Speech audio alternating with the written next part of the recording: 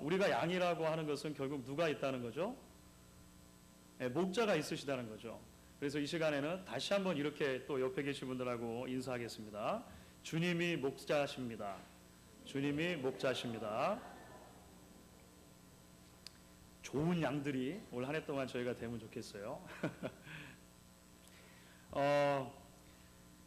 지난 금요일부터 시작을 해서 저희가 신년 부흥회로 계속 드리고 있습니다. 사실 오늘 이제 2015년도의 첫 주일 예배로 드리는 오늘 이 시간이 신년 부흥회의 마지막 시간도 되겠습니다. 특별히 이제 이번 그 신년 부흥회를 통해서 하나님께서 우리 개인과 또 우리 가정, 특별히 우리 교회에 주시는 그런 전반적인 말씀을 함께 나누고 방향에 대해서 같이 이야기를 나눌 수 있는 그런 시간들이 있었습니다. 올 한 해 저희 교회의 큰 표어는 바로 이것이죠. 하나님의 일을 하는 교회라고 하는 표어입니다. 하나님의 일을 하는 교회라고 하는 이 말씀 속에는 이제 우리가 금요일부터 말씀을 계속 나누게 되었는데요. 요한복음 6장을 보시게 되니까 하나님의 일이라고 하는 개념을 믿음과 관련해서 설명을 해 주었습니다. 예수님께서 말씀하실 때 하나님의 일이다라고 하는 것은 결국 예수를 잘 믿는 것이 하나님의 일이다라고 이야기를 해 주신 거거든요. 그러니까 저희가 올 한 해 동안에 하나님의 일을 하는 교회로 세워진다라고 했을 때 가장 먼저 우리 마음에 품어야 되는 것은 무엇이냐면 어떻게 하면 우리가 주의 일을 가장 잘할 수 있는가? 예수를 잘 믿는 것이 주의 일을 잘하는 일이다. 먼저 이렇게 출발을 한 것입니다. 우리가 이런저러한 사역들과 섬김들과 봉사의 자리에 있다 하더라도 그것을 넘어서서 우리의 믿음이 성장하지 않고서 우리가 하나님 앞에서 우리의 믿음으로 결단하지 않고서는 굉장히 위험하다라고 하는 것을 말씀을 통해서 그래서 우리가 계속 나누었죠. 하나님의 일을 하는 교회라고 하는 큰 틀을 이야기해 놓고 나니까 그러면 어떻게 우리가 하나님의 일을 할 것인가, 어떻게 우리가 이 믿음이 더욱더 하나님 앞에서 견고해질 것인가를 이야기하지 않을 수 없었습니다. 그래서 우리가 말씀과 기도의 중요성에 대해서 이제 어제 저녁과 오늘 새벽에 걸쳐서 나누게 된 것입니다. 하나님의 백성들에게 있어서 말씀은 음식과도 같은 것이고요, 기도는 호흡과도 같은 것입니다. 그래서 우리가 말씀의 양식을 먹지 않고 기도의 호흡을 하지 않고는 우리의 생명이 유지될 수 없고 잘할 수 없다라고 하는 것을 기억하고 한 해 동안 말씀을 개인적으로 묵상하고 말씀을 통해서 계속적으로 하나님과 교제하는 일과 하나님 앞에서 기도로 소통하는 일들에 계속 힘을 써야겠다라고 이야기를 나눈 것입니다. 그래서 어제 저녁에는 특별히 이제 올 한 해 동안 저희가 광고 시간에도 물론 말씀을 또 드리겠습니다만 이 큐티집을 하나를 텍스트북으로 정하고 우리 모든 성도님들께서 가능하면 그 하나의 텍스트북을 가지고 큐티집을 가지고 개인적인 말씀 묵상의 시간을 가지실 수 있도록 계속 격려하고 계속 권면하고 또 도우려고 그렇게 생각을 하고 있고 우리 모두에게 우리 자녀들로부터 해서 우리 모든 회중들의 이익까지 하나님 말씀을 개별적으로 묵상하는 훈련들이 계속 되었으면 좋겠다 싶습니다. 동시에 모였을 때나 흩어졌을 때나 하나님 앞에서 기도하는 그러한 모습들을 우리가 계속해서 가지는 것이 필요하다, 이런 생각이 드는 것이죠. 그럼에도 불구하고 우리는 섬김과 사역의 자리의 중요성에 대해서 생각하지 않을 수 없는 것 같습니다. 첫 시간에 말씀드린 것처럼 하나님의 일이라고 했을 때 그것을 믿음이라고 하는 문제와 1차적으로 규정했다고 하더라도 그것이 우리에게 교회의 여러 이런저런 행사들이나 또는 그 행사들을 감당하기 위해서 우리가 서서 봉사하고 섬겨야 하는 섬김의 자리들이 그러면 아무런 소용이 없다라고 이야기하는 것이냐? 그것이 아니다, 이렇게 말씀을 드렸죠. 그래서 오늘 이제 그 이야기를 좀 더 해보려고 하는 것입니다. 특별히 교회는 일종의 조직체라고 할 수 있습니다. 하나님의 몸된 교회라고 우리가 이야기를 할 때 이미 그것은 유기적인 조직체라고 하는 것을 이야기하는 것이죠. 유기적인 조직체인 그 몸된 교회가 어떻게 서로 세워가며 봉사할 수 있을 것인가를 우리가 생각하는 것은 참 중요한 것입니다. 그래서 오늘 이제 우리가 함께 지금까지 나눠왔던 신년 부흥회의 마지막 시간이면서 동시에 2015년도의 첫 번째 주일 예배로 우리가 함께 드리면서 어떻게 우리가 함께 동력으로 세워져 가는 교회로 하나님 앞에 설 것인가, 이런 문제를 이야기하려고 하는 것입니다. 오늘 이제 예배 가운데 설교가 끝나고 나면 2015년도 한 해 동안 우리 교회에 이런저런 모양으로 섬기실 여러 청지기들을 임명하는 시간을 갖게 됩니다.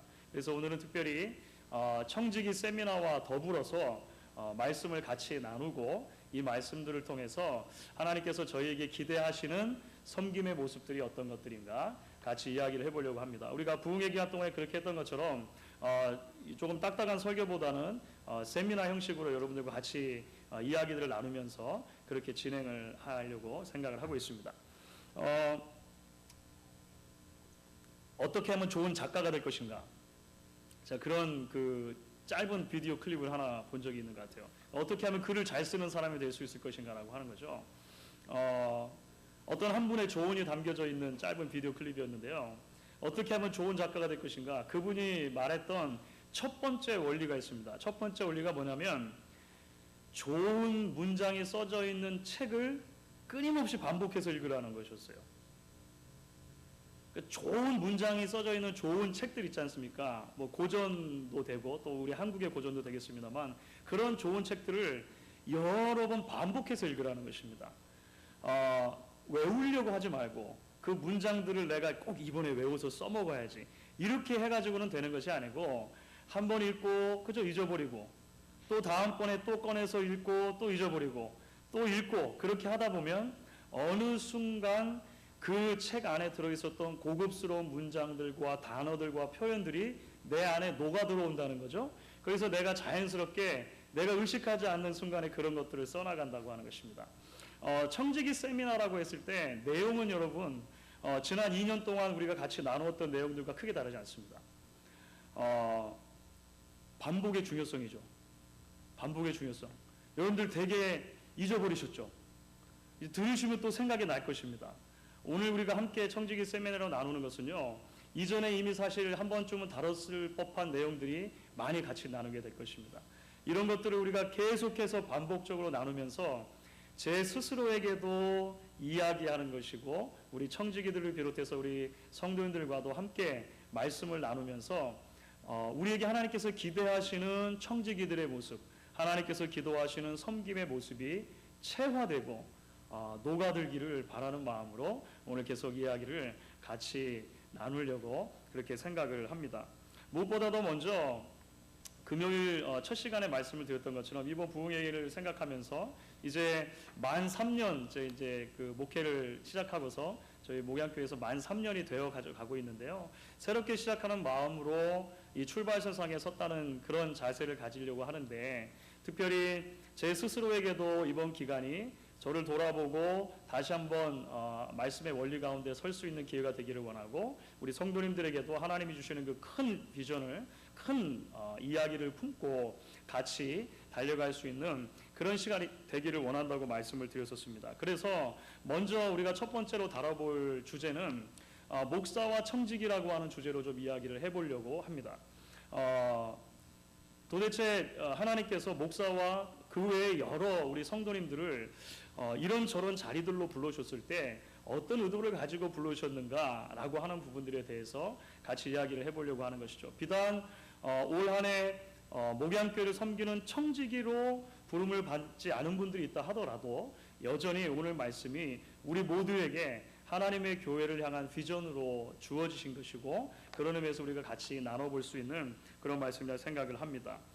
먼저 에베소서 4장 11절 12절, 오늘 본문 말씀 가운데 특별히 에베소서 4장 11절 12절 말씀인데요. 우리 에베소서 4장 11절 12절 말씀을 같이 한번 읽어보도록 하겠습니다. 그가 혹은 사도로 혹은 선지자로 혹은 복음 전하는 자로 혹은 목사와 교사로 주셨으니 이는 성도를 온전케 하며 봉사의 일을 하게 하며 그리스도의 몸을 세우려 하심이라, 이렇게 이야기를 하고 있습니다. 이 말씀 가운데 우리가 첫 번째로 생각해 볼 수 있는 부분은 이것인 것 같아요. 목사를 비롯해서 섬김의 각 자리로 부르신 분이 하나님이다라고 하는 사실에서 우리가 출발해야 한다는 것입니다. 이것은 참 중요한 것입니다. 그렇죠? 하나님께서 분명한 목적을 가지고 계셨습니다. 성도를 온전케 하고 봉사의 일을 하게 하고 그리스도의 몸을 세우시려고 하는 분명한 목적을 가지고 목사를 비롯한 여러 섬김의 자리에 사람들을 세워주셨다라고 하는 것입니다.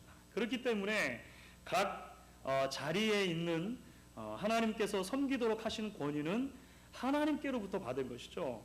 목사의 권위는 결국 하나님께로부터 나온다라고 하는 것을 스스로에게 제가 계속 이야기하는 방편인데 그것을 여러분들과 같이 나누는 것입니다. 여러분들과 같이 나누는 거예요. 제가 얼마 전에 참 믿지 못할 이야기 하나를 들었습니다.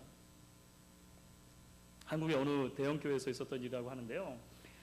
그 교회에서는 정기적으로 담임 목사님에 대한 충성 서약식을 한다는 거예요. 그런 얘기 들어본 적 있으세요? 그런데 그것이요, 공적인 예배 시간에 부목사님 중에서 이제 수석 부목사님이 앞에 나와가지고 선창을 해주시는 거죠. 우리 목사님에 대해서 충성을 맹세합니다. 그러니까 이런 것을 하면은 성도들이 다 따라하신대요. 그 자리에 직접 이제 무슨 일로 청빙을 초대를 받아서 그 자리에 직접 계셔서 눈으로 보셨던 분에게 제가 직접 전해드린 이야기입니다. 그런데 그분이 이제 전해주시면서는 이런 말씀을 해주셨어요. 성도들 모두가 다 목사님들이 얼마만큼 피땀 흘려 교회를 일구어 오셨고 헌신하고 수고하셨는지를 다 잘 알고 있기 때문에 기쁜 마음으로 그런 충성 서약식을 하더라고요 라고 말씀하신 것까지는 제가 들었습니다. 그런데 아무리 생각을 해봐도, 그렇죠, 아무리 좋게 생각을 하려고 양보를 하더라도 성경이 말하는 목회 리더십과 성도들과의 관계를 이해하는 데는 좀 문제가 있는 것 같아요. 그렇지 않습니까? 충성의 대상은 누구입니까, 여러분? 하나님이십니다. 하나님이 부르셨고 하나님이 각각 그 자리에 세워서 일을 감당하게 하시는 것이므로 하나님이 우리의 충성의 대상이 되시는 것입니다. 목사도 동일한 것이죠. 하나님의 일꾼으로 부름받았고 여러분들과 함께 역할이 좀 다르다 뿐이지 그 역할의 자리에서 하나님께 충성해야 되는 사람으로 부름을 받은 것입니다. 그렇죠? 우리가 충성을 맹세하는 것은 하나님께 맹세하는 것입니다. 그래서 이따가는 우리 이제 청지기들 임명을 할 때 지난 2회 동안은 그렇게 안 했는데요. 올해부터는 서약을 한번 하려고 합니다. 그 있지 않습니까? 이렇게 오른손 들고 하는 거 서약하려고 하는데 여러분 저한테 서약하시는 거 아니죠. 하나님 앞에서 하나님 앞에 충성을 서약하고 맹세하시는 것이다. 기억을 하시면 좋겠습니다. 그렇기 때문에 목회적인 리더십과 여러 우리 청지들과의 관계를 생각할 때 목사는 혼자서 교회 일을 감당할 수 없는 사람입니다. 그렇죠? 이건 뭐 자명한 일입니다. 목사는 하나님이 아니죠. 목사는 전능하지도 않고요, 전지하지도 않습니다. 제가 스스로에게 자꾸 이야기하는 거예요. 그러니까 여러분들께서 도와주시지 않으시면 감당할 수 없는 것입니다. 조금 제가 꼼꼼한 성격이긴 합니다. 그래서 어떤 사무적인 일을 처리할 때 가능하면 실수를 안 하려고 하고 실수하는 제 자신을 좀 잘 용납을 못해요. 그래서 어쨌든지 꼼꼼하게 일을 처리하려고 하는데요. 이게 웬일입니까? 하나님께서 올해도 여러 가지 일들을 준비하고 처리하는 과정에서 여전히 허술한 사람이구나라고 하는 것을 많이 보여줬습니다. 요람 작업을 하는데요. 이미 다 찍어놨는데 실수가 발견되는 거예요. 몇 번을 봤는지 몰라요. 몇 번을 봤는지 모르는데도 실수가 발견돼요. 그래서 교정을 합니다. 교정을 해서 이렇게 이어 붙인 거는 올해가 처음인 것 같아요. 여러분들 받아보시면 수정된 부분이 어디를 땜빵했구나 금방 보실 텐데 여러 번을 살펴도 오늘 이제 청지기 임명하는 청지기 임명서가 나왔는데 거기도 또 하나 실수가 발견이 되더라고요. 뭐 여러 번을 잡아내도 그렇습니다. 여전히 혼자 할 수 없는 일이다라고 하는 것을 발견하고 하나님 앞에서 겸손해야 된다라고 하는 것을 다시 보게 되는 것 같습니다. 저희 컨실소리 멤버들과 모여서 이야기를 나눌 때 컨실소리 멤버들께 종종 말씀드리는 부분이 있습니다. 제가 눈이 100개가 있고 귀가 100개가 있으면 참 좋겠습니다. 그래서 성도님들의 일거수일투족이 다 감시하는 게 아니고요. 필요가 보이고 성도님들의 말씀이 들리고 하면 좋겠습니다. 그렇게 민감했으면 좋겠는데 그렇지가 못하다는 것이죠. 여전히 저는 눈이 2개가 있고 귀가 2개 있습니다. 그래서 컨시스터리 멤버들께 부탁드릴 때 이렇게 부탁을 드려요.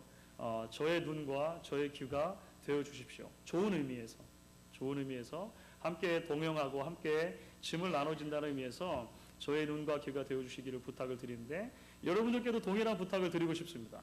저의 눈과 귀가 되어 주셔서 권면해 주시고 격려해 주시고 또 지도해 주시고 함께 하나님의 교회를 세워갈 수 있도록 그렇게 말씀을 해 주시면 감사하겠습니다. 목회자에게 과도한 기대를 거는 것이 그래서 성경적이지 않다는 것을 우리가 서로 이해를 했으면 좋겠습니다. 목사가 만능이 아니고 슈퍼맨이 아니기 때문에 여러분들과 함께 다만 역할의 차이는 있습니다만 함께 교회를 섬겨가는 사람이므로 너무 큰 기대를 목사에게 하지 않는 것이 좋습니다. 좀 서운하십니까 여러분? 저렇게 안 봤는데 한 사람에게 많은 기대가 걸리고 많은 책임이 부여되는 것은 바람직하지가 않습니다. 우리 장로교 정치 체제의 굉장히 중요한 부분이 그래서 대의 정치이기도 하지만 그러니까 성도들의 대표를 뽑아서 대표들이 교회의 일반적인 일들을 운영해 나가는 대의 정치 체제도 있지만 복수 정치 체제라고 하는 아주 중요한 사상이 있습니다. 그것은 어느 한 사람에게 절대적인 권력이 집중될 때 문제가 생길 수 있다는 거죠. 힘을 나눠 가지는 것입니다. 그러니까 책임감을 나눠 가지는 것이죠. 어떤 목사 한 사람이 아니라 여러 대표들께서 같이 책임감을 가지고 하나님의 교회를 섬겨갈 수 있는 것이 바른 방향이다. 이렇게 생각을 하는 것입니다. 그렇다면 우리에게는 성경적인 의미에서 목사와 청지기의 역할에 대한 이해가 필요한 것 같습니다. 그래서 이 부분이 먼저 정리가 돼야 그 다음에 우리가 하나님의 일을 감당한다고 했을 때 교회의 일을 감당한다고 했을 때 어떤 자세로 감당할 것인가 이 이야기를 좀 해볼 수가 있을 것 같아요. 먼저 성경을 보니까 목사가 해야 될 일은 무엇인가? 제가 이제 이런 고민을 많이 하는 것입니다. 목사는 무엇인가? 목사는 무엇이 아닌가? 교회는 무엇인가? 교회는 무엇이 아닌가? 그렇죠. 성도는 어떤 사람들인가? 성도는 어떤 사람들이 아닌가? 이런 끊임없는 우리 스스로에게 묻는 질문들이 있어야 할 것 같다는 것이죠. 그런 면에서 볼 때 목사가 해야 될 일을 성경은 이렇게 이야기를 합니다. 우선적인 일들이죠. 첫 번째로는 주님께서 맡겨주신 양떼를 잘 돌봐야 하는 것이 물론 목사에게 주신 사명입니다. 목자장이신 우리 주님이 계시지만 한 지역 컨그리게이션의 지역 회중의 목자로 하나님께서 목사를 세워주신 것이죠. 그런 책임, 목양의 책임을 감당하는 것이 1차적으로 주어진 사명인 것을 기억을 하는 것입니다. 두 번째는 그렇기 때문에 말씀과 기도에 전무해야 한다라고 이야기를 해요. 사도행전을 보시면 그런 일이 있었습니다. 교회가 점차적으로 조직화가 되면서 교회 안에 여러 일들이 있었습니다. 처음에는 사도들이 다 감당할 수 있었어요. 그죠? 사도들은 그러니까 오늘날 목회자라고 우리가 보면 좀 쉽습니다. 예수님의 제자들이었던 사도들이 교회들을 다 감당할 수가 있었는데 시간이 흐르면서 교회가 점점 커지고 여러 가지 조직이 분화되면서 그렇게 할 수 없는 것입니다. 그래서 사도행전 6장을 보면 굉장히 유명한 일이 있는 거죠. 우리는 말씀과 기도에 전무를 해야겠고 이것이 본질적인 사명이니까 구제나 봉사나 전도의 사역들을 감당하기 위해서 따로 직분을 세워야겠는데 그것이 성경에서 최초로 세워지는 직분인 집사의 직분이 세워지는 겁니다. 안수 집사인데 물론 7명을 처음에 세우게 되는 거죠. 그런 일들이 있었다고 하는 것입니다. 세 번째로 디모데전서를 보시면 목사가 힘써야 될 부분에 대해서 이렇게 말씀하는 부분이 있는데 이것도 제가 스스로에게 계속 이야기를 하는 부분입니다. 5가지 부분에 있어서 본을 보여야 하고 3가지 부분에는 힘을 써야 된다, 창념해야 된다 이렇게 성경이 얘기하는 부분이 있는데요. 첫 번째는 말, 행실, 사랑, 믿음, 정절, 퓨리티 이런 것들에 대해서는 본을 보여야 된다라고 하는 것입니다. 굉장히 막중한 그 중압감으로 이 말씀이 늘 제게 다가옵니다. 동시에 목사가 힘써야 될 부분이 있는데 읽는 것, 권하는 것, 가르치는 것. 읽는 것은요 성경을 읽는 거예요. Reading of Scripture.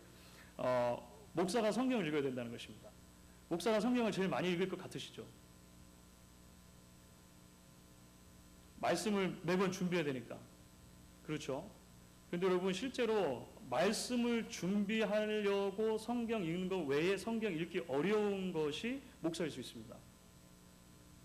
그렇죠? 여러분 이거 항상 마음에 염두해 주시고 기도해 주셔야 돼요. 말씀을 읽는 사람이 먼저 되어야 되고, 가르치는 것은 권면하는 것이라고 그랬죠. 이것은 이제 preaching입니다. 설교입니다. 설교이고, 그 다음에 가르치는 것은 teaching. 말씀을 또 가르치는 여러 세팅을 말하는 거죠. 목사가 감당해야 될 본질적인 부분들은 바로 이런 것들이다. 이렇게 이야기가 돼요. 그러면 우리 청지기들께서는, 교회를 여러 자리에서 섬기는 우리 모든 성도님들께서는 어떤 일들을 감당해 주시는 것입니까? 목사와 관계를 굳이 생각하자면 이렇게 이야기할 수 있을 것 같아요. 목사가 이런 본질적인 사역에 집중할 수 있도록 교회의 짐을 함께 나누어 주시는 것이죠. 그렇죠? 함께 나누어 주시는 것입니다. 혼자 감당할 수 없으므로 이런저런 여러 일들을 함께 책임감을 가지고 나누시는 것입니다. 목사를 존중해 주시고, 그 권위는 하나님이 주시는 권위이지만은 여러분들께서 열어주시는 만큼이 권위잖아요. 그죠? 그래서 그 역할을 존중해 주시고, 또 힘이 소진되지 않도록 보호해 주시고, 계속해서 바른 길을 갈 수 있도록 권면과 격려와 함께 동역하는 일들을 해 주시는 것이 큰 틀 안에서 보면 우리 청지기들, 우리 성도님들께서 감당해 주시는 일들이라고 하는 것입니다. 그렇다면 이제 조금 더 우리가 구체적으로 이야기를 해보게 되는 것이죠. 우리가 청지기로서의 사명을 감당한다는 것은 어떤 의미냐라고 하는 것입니다. 청지기로서 사명을 감당할 때 어떤 자세를 가지고 감당하느냐고 하는 것이죠. 우리가 각 재직회의 부서장들로, 또 자치기관의 또 임원들로, 성가대로, 교사로, 또 구역의 봉사자들로, 그 외에도 여러 섬김의 자리들에 이제 우리가 그 각각 하나님께서 주신 자리에 서서 감당하게 되는데요. 우리가 어떤 자세로 감당하게 될 것인가? 먼저 우리가 성경 한 구절 읽도록 하겠습니다. 베드로전서 4장 10절과 11절 말씀인데요. 베드로전서 4장 10절 11절 같이 한번 한 목소리로 읽어보도록 하겠습니다. 각각 은사를 받은 대로 하나님의 각양 은혜를 맡은 선한 청지기 같이 서로 봉사하라. 만일 누가 말하려면 하나님의 말씀을 하는 것 같이 하고, 누가 봉사하려면 하나님의 공급하시는 힘으로 하는 것 같이 하라. 이는 범사의 예수 그리스도로 말미암아 하나님이 영광을 받으시게 하려 함이니 그에게 영광과 권능이 세세 무궁토록 있느니라.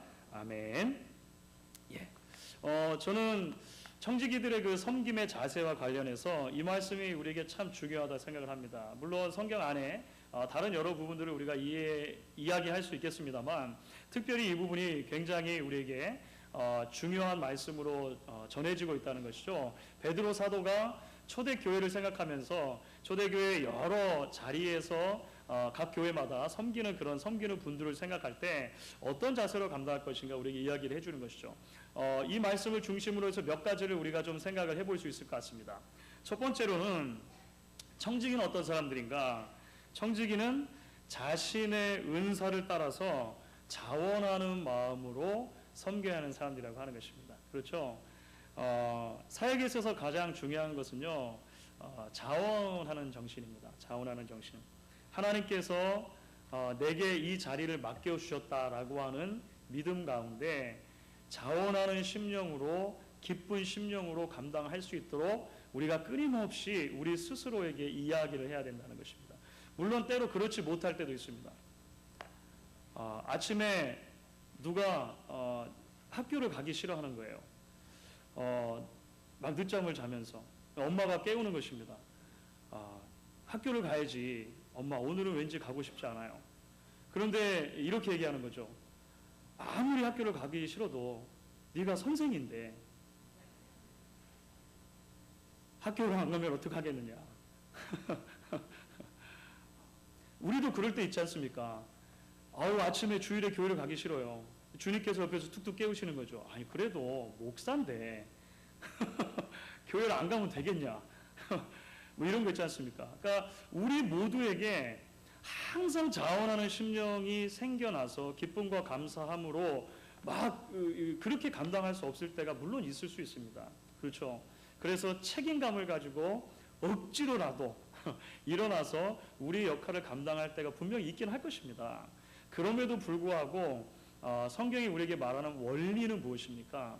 자원하는 마음으로 감당하라고 하는 것입니다. 하나님께서 우리에게 은사를 주셨고 그 은사대로 일하게 하시기 때문에 그것이 하나님이 주신 자리라고 생각할 때 그렇게 이해를 해야 된다는 것이죠. 동시에 우리가 하나님께서 우리에게 주신 그 섬김의 자리를 생각할 때 이런 생각도 해볼 수가 있습니다. 은사는 한 번 주어지고 그것으로 끝나는 것이 아니라는 것입니다. 그러니까 어떤 사람에게 특정한 한 은사가 주어졌다고 해서 평생 그것만 가지고 봉사해야 되느냐, 그것은 아니라는 거예요. 성경 자체가 우리에게 여러 은사를 계속해서 우리가 사모할 수 있고 은사가 주어질 수 있다라고 이야기를 하는 것입니다. 그래서 은사가 계속 개발되고 발견되어야 되는 거죠. 그렇기 때문에 우리는요, 평소에 좀 내가 관심이 없었던 섬김의 자리, 평소에 내가 조금 못 감당할 것 같았던, 자신이 없었던 섬김의 자리라 하더라도 그런 자리들이 맡겨졌을 때 순종하는 마음으로 감당하는 것도 필요합니다. 그렇죠. 왜냐하면 우리가 시도하기 전까지는 내가 어떤 은사를 하나님이 주셨는지 잘 알지 못하는 거예요. 제 동생이 한국에서 군대를 갔는데 이제 자대 배치를 받고 나서 얼마 되지 않아서 선임 그 병들이 이제 막 들어온 신임병들을 운동장에 모아놓고 이제 이런저런 것을 묻다가 이렇게 묻더라는 거예요. 대학 다닐 때 혹시 미술 전공한 사람? 제 동생이 그 미대를 다니다가 군대를 갔거든요. 그래서 얼른 손을 들었다는 거죠. 그랬더니 뭐라고 얘기를 했겠습니까? 미술 전공한 사람 얼른 나와서 운동장에 족구장을 그려라.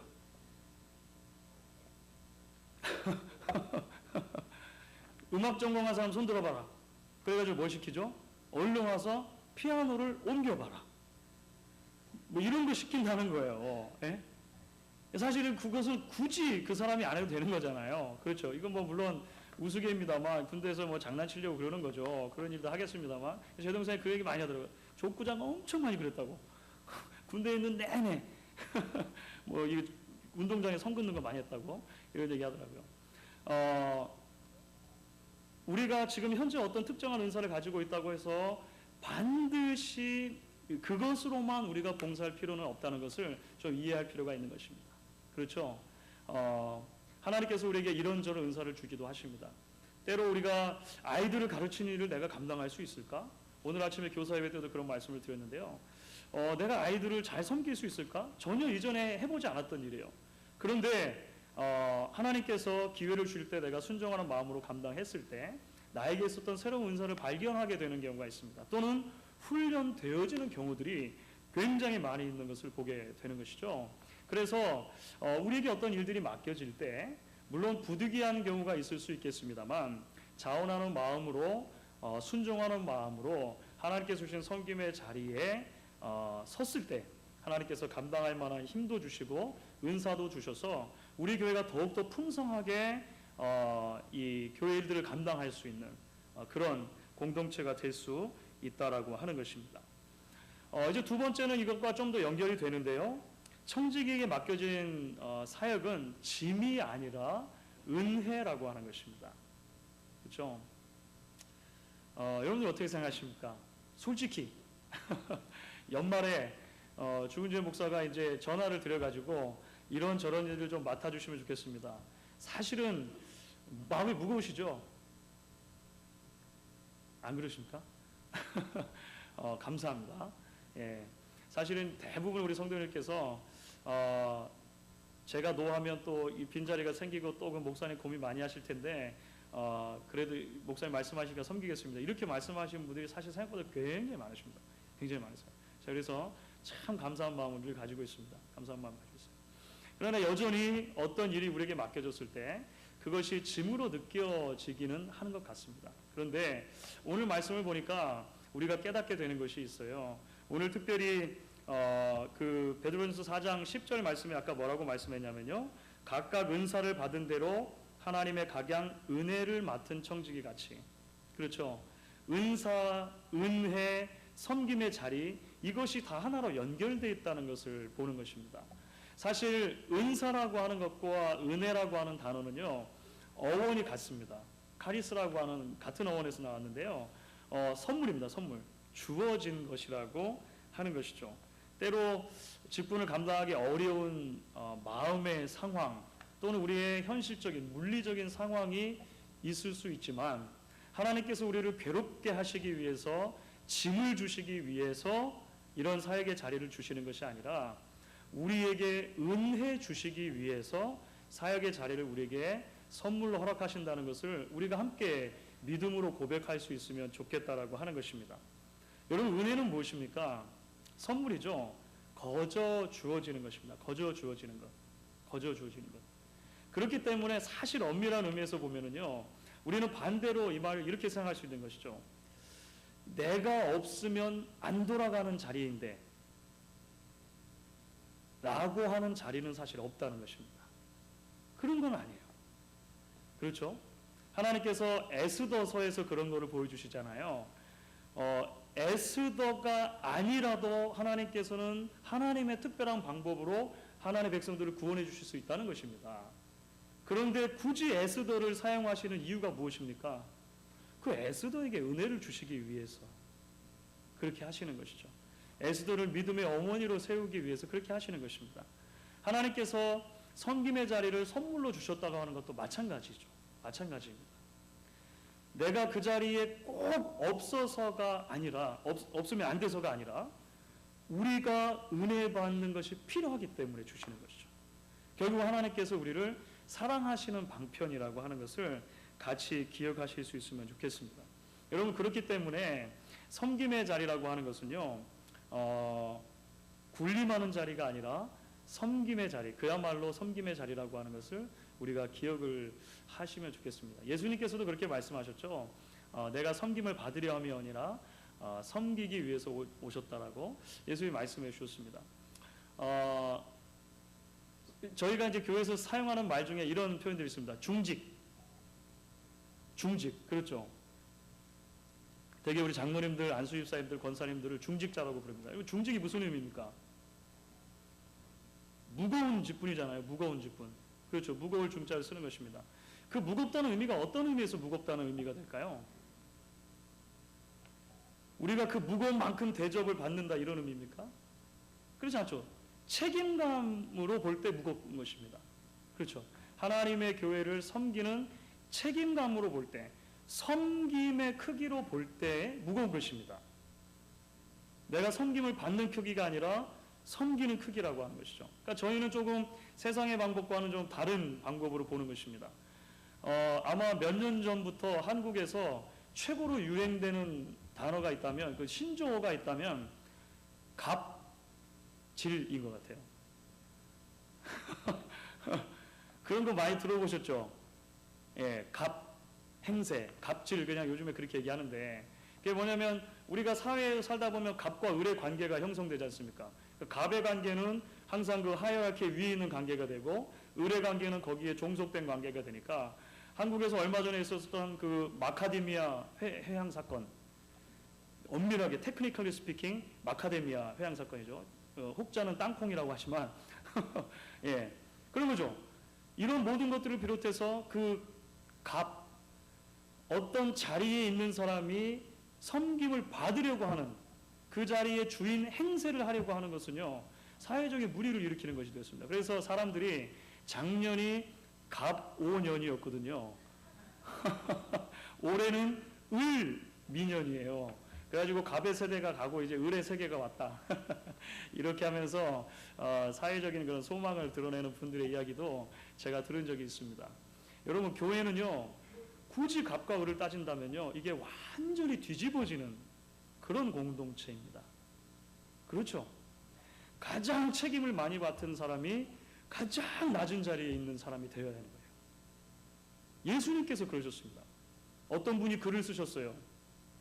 그 어떤 교수님이 요즘에 한국에서는 갑질이라고 하는 그 단어가 많이 사용된다는데, 사실 예수님을 보면 슈퍼 갑이다는 것입니다. 그렇죠? 만약에 우리가 갑 중에 갑 이렇게 따진다면 예수님보다 더 크신 분이 있습니까? 없습니까? 없죠. 예수님은 슈퍼갑, 슈퍼두퍼, 우리 애들 표현을 하면 엄청나게 크신 갑이라고 하는 것입니다. 그런데 그 예수님께서 가장 낮은 자리에 오셔서 모든 사람을 섬겨주셨다고 하는 것입니다. 가장 낮은 을도 아니죠.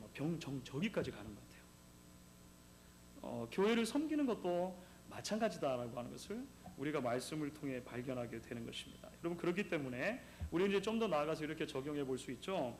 내게 맡겨진 사역은 청지기들과 협력함으로 물론 감당해야 합니다. 교회가 조직체이기 때문에, 유기적인 조직체이기 때문에 홀로 존재할 수 있는 그런 기관이나 그런 사역자들, 그런 섬김의 자리는 없습니다. 그렇죠? 연결이 다 되어 있습니다. 그럼에도 불구하고 다른 사람과 나를 비교할 필요는 또 없는 것입니다. 그렇죠? 비교할 필요는 없는 것입니다. 각각의 사역이 하나님께서 주신 선물이고, 그렇기 때문에 고유한 역할과 가치를 가지고 있죠. 자신의 사역을 다른 사람과 비교함으로 기쁨을 얻을 것이 아니라 자신이 감당하는 사역 그 자체에서 기쁨을 얻는 것이 우리 굉장히 필요한 것입니다. 그렇죠, 여러분? 예. 아까 말씀드린 것처럼 우리가 중직이냐 아니냐를 그런 정도로 구분할 수는 없는 것입니다. 그런 정도 구분할 수 없고, 교회 안에서는 그 어떤 섬김이든 간에 책임감과 역할의 문제이지 다 소중한 것인데, 그 소중한 사역을 감당함으로 그 자체로 우리가 기쁨을 얻을 수 있다라고 하는 것입니다. 갈라디아서 6장 4절 5절을 보시면은요, 이런 말씀이 나옵니다. 갈라디아서 6장 4절 5절인데요. 제가 참 좋아하는 말씀입니다. 각각 자기의 일을 살피라. 그리하면 자랑할 것이 자기에게는 있어도 남에게는 있지 아니하리니 각각 자기의 짐을 질 것이니라. 이런 성경 구절이 있습니다. 이것은 사실 영어 성경으로 보면 조금 더 명확한데요. 이런 말입니다. 각각 자기가 지금 하고 있는 사역을 점검해 보라. 그러면 다른 사람과 비교할 필요 없이 내가 감당하고 있는 그 사역 자체로 프라이드를 가질 수 있을 것이다. 자부심을 가질 수 있을 것이다. 그러므로 각각 자기의 일을 살펴라. 자기가 감당하는 일을 주목해서 보라. 이런 의미로 사실 이 갈라디아서의 말씀이 주어진 것이거든요. 우리가 이 말씀을 좀 기억할 필요가 있습니다. 그렇기 때문에 우리는 조금 더 여기서 연결할 수가 있을 것 같아요. 사역을 통해서 우리를 자랑할 필요 없고, 반대로 사역을 통해서 다른 사람을 무시하거나 비방할 필요도 없다는 것을 우리가 기억할 필요가 있습니다. 각각에게 주신 자리에서 최선을 다해 섬길 수 있도록 주셨기 때문에 그런 것이죠. 물론 우리가 서로 유기적으로 연결이 되어져 있기 때문에 서로가 권면하고 그 일들을 잘 감당할 수 있도록, 맡은 자들에게 구할 것은 충성이니까 충성합시다 이야기를 할 수 있잖아요. 그렇게 우리가 서로 권면할 수는 있는 것입니다. 그럼에도 불구하고 우리 스스로를 자랑할 필요 없고, 비교하면서 다른 사람을 비난하거나 비판할 필요도 없다는 것을 기억할 수 있는 것이죠. 반면에 이제 올 한 해를 지나는 동안에 이렇게는 할 수 있으면 좋겠습니다. 칭찬을 많이 해주면 좋겠습니다. 칭찬. 그렇죠. 물론 우리는 성경적인 원리에서 보면은요, 하나님께서 주실 상급을 바라보며 감당하는 것입니다. 그렇죠.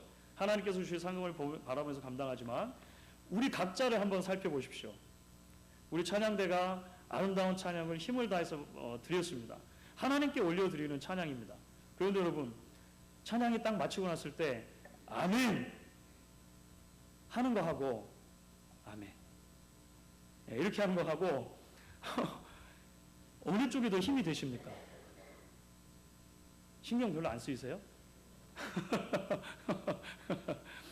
여러분, 나라고 생각해 보십시오. 우리라고 생각해 보십시오. 내가 어떤 일을 감당했습니다. 그런데 그 일이 마치고 난 뒤에 물론 영원한 상급을 하나님께 받을 것이지만 누군가로부터 인정을 받고 칭찬을 받았을 때 여러분, 기분 좋습니까? 안 좋습니까?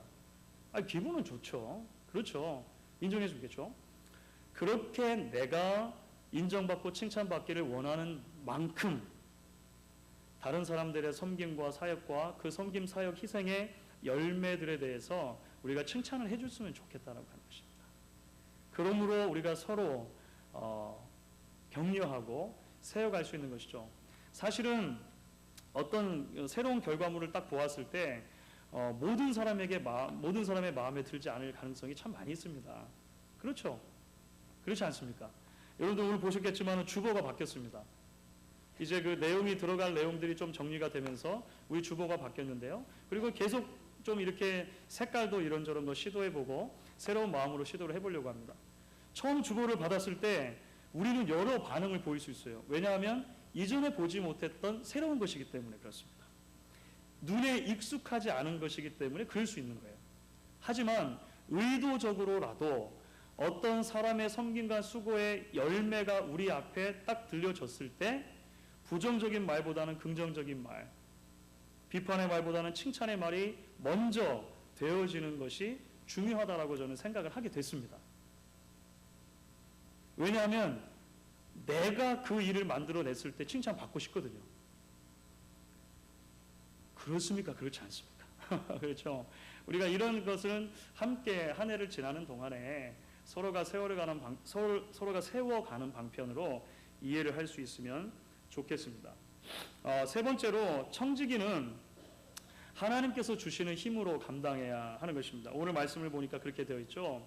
여러분, 사역은요 하나님께서 주시는 힘과 능력으로 감당하는 것입니다. 물론 하나님께서 사역을 맡기셨을 때 우리에게 원래 있던 어떤 은사를 보고 주실 수 있습니다. 그럼에도 불구하고 교회를 감당한다고 하는 것은요 내가 잘하는 것만 가지고는 감당할 수 없는 일들이 참 많이 있습니다. 그렇죠. 내가 어떤 일을 너무 잘해요. 거기에 소위 말하는 달란트가 있는 것입니다.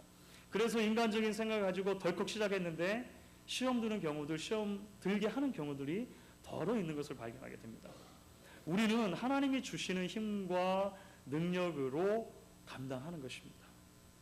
그렇기 때문에 하나님과의 관계를 위해서 말씀과 기도의 훈련이 꾸준히 필요한 것이죠. 올 한 해 동안 우리 온 교우들이 하나님의 말씀을 개인적으로 묵상하고 또 나누는 훈련들을 하고 기도하기를 원하는 이유들이 바로 거기에 있는 것입니다. 하나님께서 우리에게 힘을 공급해 주시지 않으면 감당할 수 없다라고 하는 것이죠. 여러분, 목사도 마찬가지입니다. 항상 우리 안에 새로운 힘이 막 넘쳐나는 그런 분들이 있으십니까? 우리 안에 새로운 생명력이 항상 넘쳐나고 퍼져도 늘 메마르지 않는 사랑의 샘물이 마음속에서 막 솟아나는 그런 분들이 있으세요? 그런 사람은 없습니다. 그런 사람은 없어요. 누군가로부터 채워지지 않으면 전해줄 수 없는 것이 우리들입니다. 하나님의 은혜의 저수지에 우리의 영혼이 닿아 있어서 하나님께서 주시는 힘으로 우리가 감당하는 것이 그래서 필요한 것입니다. 동시에 우리는 그렇기 때문에 낭망하지 말아야 하는 것이죠. 하나님께서 주시는 힘으로 우리가 감당하는 일들이기 때문에 낭망할 필요가 없다는 것입니다. 사실 우리가 아까 제가 그 칭찬 이야기를 드렸잖아요. 그런데 사실 우리가 그렇습니다. 우리가 만들어진 성품이 그렇습니다. 99명에게 칭찬을 받아도 한 명에게 비판을 받으면 그 한 명에게 받는 비판이 훨씬 더 크게 보여요. 그렇죠? 99명에 받는 칭찬 때문에 막 밤잠을 설치고 막 그런 일은 별로 없습니다, 사실. 밤에 막 잠이 안 와요, 칭찬 때문에. 너무 잘했다고 해가지고. 그런 거는 사실 별로 없고요. 하지만 한 명이 나에게 대해서 비판하게 될 때 잠을 못 이루는 경우는 덜어 있습니다. 덜어 있어요. 그렇죠? 그런 것들이 커 보이는 것입니다. 여러분, 건강한 교회는 어떤 교회일까요? 건강한 교회는 아무런 잡음이나 문제가 전혀 없는 교회, 서로 의견의 충돌이나 서로 다른 의견이 없는 교회, 그런 교회, 그러니까 피스풀한 상태를 계속 유지하는 교회가 건강한 교회일까요? 우리가 그렇게 생각할 수는 있겠습니다. 그것은 너무 이상적인 것입니다. 현실적인, 전혀 현실적이지 않아요. 전혀 현실적이지 않습니다. 왜냐하면 예수님만 받아 할 수 있어요. 슈퍼갑, 목자 중에서도 왕목자, 목자장이신 예수님께서 목회하실 때도, 예수님께서 살아생전에 목회하신 것은 집중적으로 하셨던 것은 12명이잖아요. 제자들을 향해서 목회를 하셨는데 그 결과만 놓고 보면 어떻습니까? 이게 꼭 성공이라고 얘기할 수 있는 심나 정도로 항상 싸우고, 그 중에는 심지어 주인을 배신하기까지 하고, 이런 사람들이 있었다는 거예요. 예수님의 목회가 건강하지 않아서 그랬을까요? 우리 좀 생각을 바꿀 필요가 있는 거죠. 한 목사님께서 이런 본인의 생각을 나누어 주셨습니다. 12밖에 안 되는 제자 사이에서도 갈등과 싸움이 있었는데 스스로 정체감의 혼란을 겪고 낮은 자존감에 밤잠을 설쳐야 하고 무능함에 발을 구르는 불완전하고 무능한 목사가 인도하는 이 교회에 별일 없기를 기대하는 게 별일입니다. 사실 제가 굉장히 존경하는 한 목사님이 최근에 어떤 그 교회에 왜 문제가 많은가 뭐 이런 인터뷰를 대담을 하다가 중간에 이런 얘기를 하셨어요.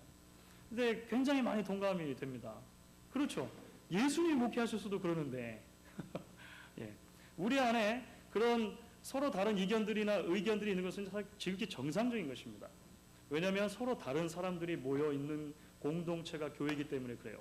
항상 피스풀한 상태를 유지하는 것이 건강한 교회가 아니라 피스 메이킹 하는 것이 건강한 교회입니다. 평화를 만드는 사람의 역할을 감당하는 것이 교회가 되는 거예요. 건강한 교회가 되는 거예요. 피스 메이킹은 뭐가 다릅니까? 피스 메이킹은요, 외부의 어떠한 불협화음과 어떠한 이 잡음들이 있다 하더라도 우리의 마음 안에 평안을 잃어버리지 않는 데서 출발하는 것입니다. 그렇죠. 낭망하고 절망하지 않는 데서 출망하는 거예요. 비판이 들릴 수 있고 나와 다른 생각이 있을 수 있고 나와 다른 의견이 있을 수 있고 때로는 내 의견이 관철되지가 않고 나와 다른 의견이 관철될 수가 있습니다. 그럴 때 내 자신이 objection 부인당한 것이 아니라 그냥 내 의견이 부인당한 것 뿐이구나 생각하면 마음의 평화를 메이킹 할 수 있는 거죠. 어렵습니까? 이거는요, 평화로운 상태가 있는 것하고는 좀 다른 것입니다. 시편 23편을 보시면 예수님께서 목자 대신 목자가 양을 인도하는데 나를 쉴만한 물가로 인도해 주신다 이렇게 되어 있습니다. 그런데 그 쉴만한 물가는요 본래 잔잔한 물가를 말해요. 잔잔한 물가. 그러니까 영어 성경에는 still water 이렇게 번역을 합니다. 그 잔잔한 물가는요 본래부터 잔잔한 물가가 아니에요. 그러니까 이스라엘은 그 시냇물들이 졸졸졸졸 흐르는 데가 많이 있습니다. 근데 양이 이 을미년의 양답게요. 이 양이 굉장히 어리숙해요. 굉장히 그 겁이 많습니다. 물이 흘러가면 마시지를 못하는 거예요. 물이 흘러가면 마시지를 못해요. 그럼 목자는 어떻게 합니까? 큰 돌들을 갖다가 그 흘러가는 물의 아래를 막아두는 겁니다. 그러면 댐처럼 되겠죠. 그러면 그 위에는 물이 잔잔해지겠죠. 흐르지 않고. 그러면 양들이 마실 수 있는데 그 물을 스틸 워터라고 하는 겁니다. 그 물을 잔잔한 물이라고 하는 거예요. 그것은요 본래적으로 없던 것이 만들어진 잔잔함입니다. 만들어진 잔잔함. 우리에게 그런 것이 필요한 것입니다. 본래부터 문제가 없는 교회는 없다니까요. 그렇죠. 그 자연스러운 것입니다. 다만 우리가 뚝을 쌓고 말씀의 제방, 기도의 뚝을 쌓아서 이 물이 잔잔할 수 있도록 메이킹해 가는 것이죠. 메이킹해 가는 것이죠. 그것이 건강한 교회로 세워지는 방편이라고 하는 것입니다. 이제 마지막으로 말씀을 나누죠. 섬김의 최종적인 목표는 하나님의 영광입니다. 그렇죠. 오늘 베드로전서 4장에서 보신 것처럼요. 하나님께 영광이 있을지어다 이렇게 베드로가 말합니다. 하나님께서 우리의 사역을 우리의 성화의 도구로 사용하십니다. 그러니까 우리는 부족하고 연약하지만 우리의 사역을 통해서 우리 한 사람 한 사람을 하나님 앞에 거룩한 백성으로 만들어 가시는 거예요. 결국 이 모든 과정들을 통해서 하나님의 영광을 받으시는 것이죠. 우리는 우리의 사역을 통해서 그리스도의 몸을 세우는 데 관심을 가져야 합니다. 그렇죠. 내가 인정받고 내가 존중받고 내가 드러나는 것보다도 몸된 교회를 세움으로 궁극적으로 하나님께서 영광을 받으시도록 우리가 함께 우리의 삶의 자리, 믿음의 자리들을 내어 놓아야 한다라고 하는 것입니다. 마지막으로 여러분들과 함께 이 말씀을 읽고 싶습니다. 디모데전서 1장 12절 말씀인데요. 디모데전서 1장 12절 말씀 우리 같이 한번 한 목소리를 읽도록 하겠습니다. 나를 능하게 하신 그리스도 예수 우리 주께 내가 감사함은 나를 충성되이 여겨 내게 직분을 맡기심이니 아멘. 여러분 그렇게 믿으십니까? 이 말씀을 붙들고 살아가실 수 있는 이 한 해 여러분들 되실 수 있기를 간절히 바랍니다. 여러분들과 함께 걸어갈 2015년이 저는 엄청나게 기대가 됩니다. 여러분들도 그러십니까? 네, 대단히 감사합니다. 오늘 함께 같이 한번 기도하도록 하겠습니다.